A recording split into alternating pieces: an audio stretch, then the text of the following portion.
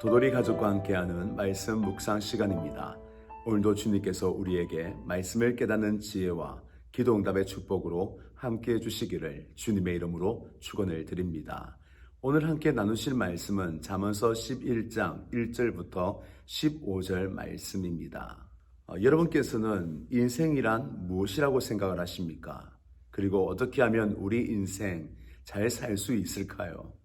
오늘 솔로몬은 우리 인생 어떻게 하면 잘 살 수 있는지 말씀하고 있습니다. 예수님께서 예전에 인생은 무엇이며 어떻게 살아야 할지에 대해 말씀하신 비유가 있습니다. 그 비유가 이 달란트 비유입니다.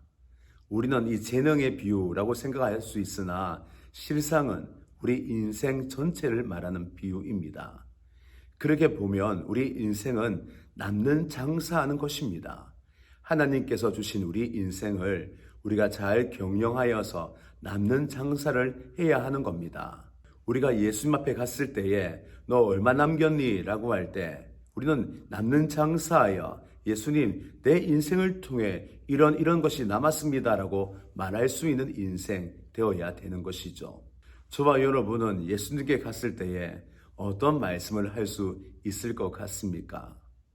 저와 여러분이 오늘 본문을 통하여 인생, 남는 장사를 어떻게 해야 될지 함께 말씀을 나누시겠습니다. 먼저 남는 장사를 하기 위하여 오늘 1절에서는 우리에게 정직을 요구하고 있습니다.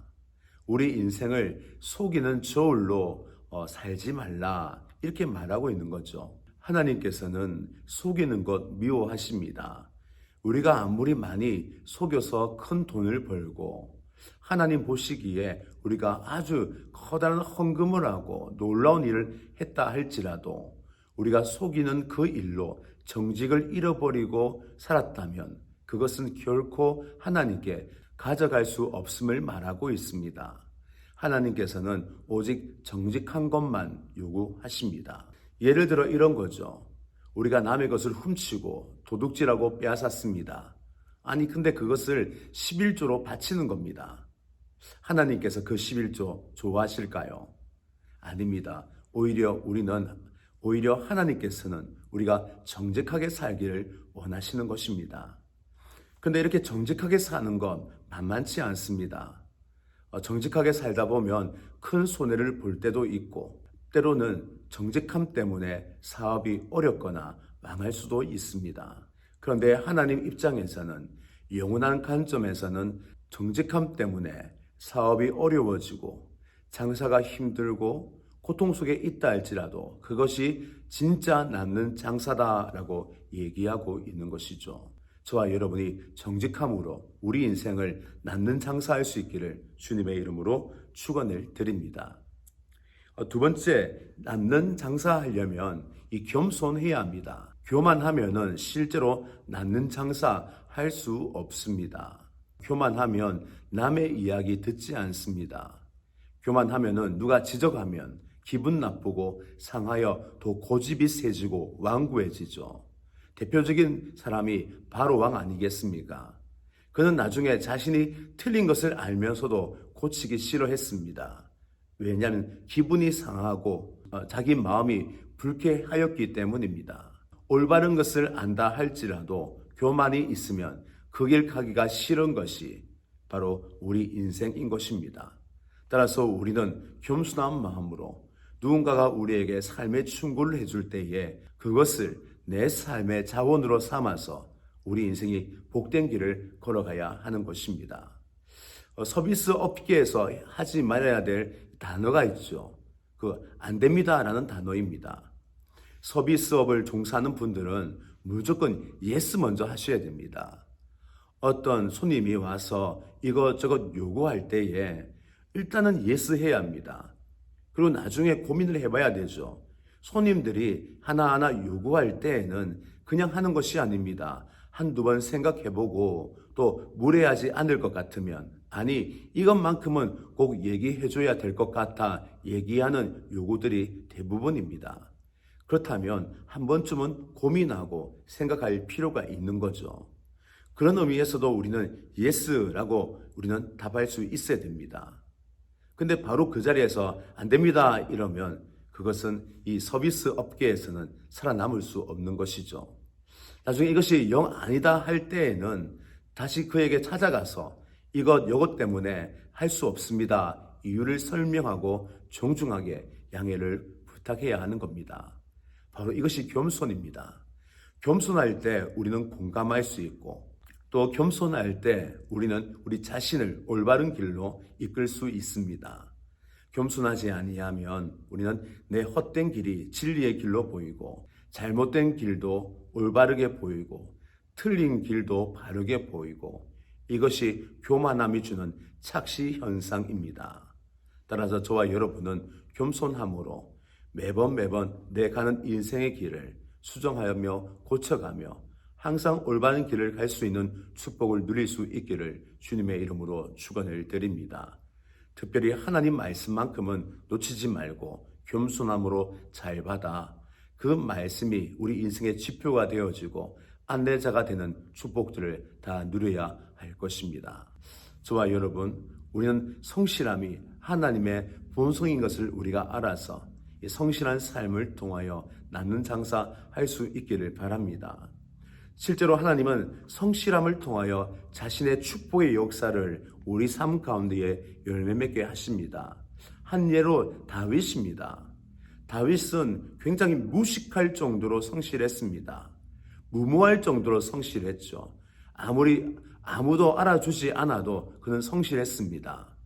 그는 한 목동이었는데 자기 양을 늑대와 곰과 사자가 잡아가면 끝까지 생명을 걸고 나아가 그 양을 찾아왔습니다. 아니 누가 목숨 걸고 그 양 한 마리 찾아오겠습니까? 목숨이 더 귀하죠. 그러나 다윗은 그럴 수 없었습니다. 그에게는 바로 성실함, 어떻게든 양을 지키고자 하는 성실함이 있었기 때문입니다. 바로 그 성실함이 물맷돌이라는 이 자기 양을 지키는 기술을 만들었고 또 물맷돌로 인하여 양을 훔치려고 하는 곰과 사자를 내쫓았죠. 바로 그 물맷돌이 이스라엘을 괴롭혔던 그 거인 골리앗을 물리친 것입니다. 물론 하나님의 그 이름, 하나님께서 그 골리앗을 물리쳐 주셨죠. 그러나 하나님께서는 바로 그 물맷돌 안에 역사하셨습니다. 근데 그 물맷돌은 하나님이 사용한 기적의 통로인데 물맷돌을 다른 이름으로 하면 성실함입니다. 성실하게 물맷돌을 연습하고 그 성실함으로 인하여서 사자와 곰을 내쫓았는데 바로 그 성실함으로 골리앗을 이제는 무너뜨리고 쓰러뜨린 것입니다. 하나님께서 그 성실함 속에서 역사하신 것입니다. 여러분, 성실함, 우리 인생에 남는 장사라는 것을 꼭 기억하여서 우리가 성실하게 하루하루 삶을 살아갈 수 있기를 주님의 이름으로 축원을 드립니다. 네 번째 오늘 남는 장사가 이 공의입니다. 오늘 본문에서는 공의를 굉장히 길게 설명합니다. 왜냐하면 공의와 정의 헷갈릴 수 있습니다. 이 정의는 사회적 질서를 위하여 의로움을 드러내는 것입니다. 예를 들어 도둑질한 사람 형무소에 가두고 사람을 때린 사람 벌을 주고 사람을 죽인 사람 사형에 처하는 거죠. 그것이 사회적 질서의 정의입니다. 근데 공의는 다릅니다. 사람을 죽인 사람을 살리게 하는 것 공의입니다. 대표적인 예가 십자가입니다. 십자가의 죄인은 다 죽어야 되죠. 심판을 받아야 합니다. 그러나 하나님의 공의, 그 공의가 십자가에서 우리를 살리신 것입니다. 따라서 공의란 사회적 개념에서의 올바름이 아니라 생명을 구원하는 올바름, 정말 우리를 사랑하기 때문에 사랑을 이루어가는 올바름을 얘기하는 겁니다. 하나님이 우리 사랑을 이루신 그 공의, 하나님께서는 오늘 우리에게 그 공의를 요구하십니다. 그 공의를 통하여 우리가 살아갈 때 남는 장사가 된다라고 말씀하십니다. 그러면 그 공의를 이루면 우리에게 어떤 일이 일어날까요? 그 공의를 행할 때에 그 성읍의 사람이 구원을 받고 기쁨과 즐거움을 누리고 또한 나만 잘 사는 게 아니라 공의를 행할 때에 그 성읍의 사람들 모두가 축복을 받는 일이 일어난다라고 말하고 있습니다. 하나님께서는 우리가 공의자가 되기를 원합니다. 바로 나로 통하여 실제 내가 살아가는 삶의 터전에서 축복의 통로가 되고 그곳에서 살맛이 나는 진정한 하나님 나라가 이루어지기를, 공의를 통하여 세워지기를 주님은 소원하고 있는 것입니다. 바로 그것이 남는 장사입니다. 우리가 공의를 행할 때에 그 자리에 하나님의 나라가 심어지고 싹트고 열매 맺게 되는 것이죠. 공의를 행할 수 있는 저와 여러분 될 수 있기를 주님의 이름으로 축원을 드립니다.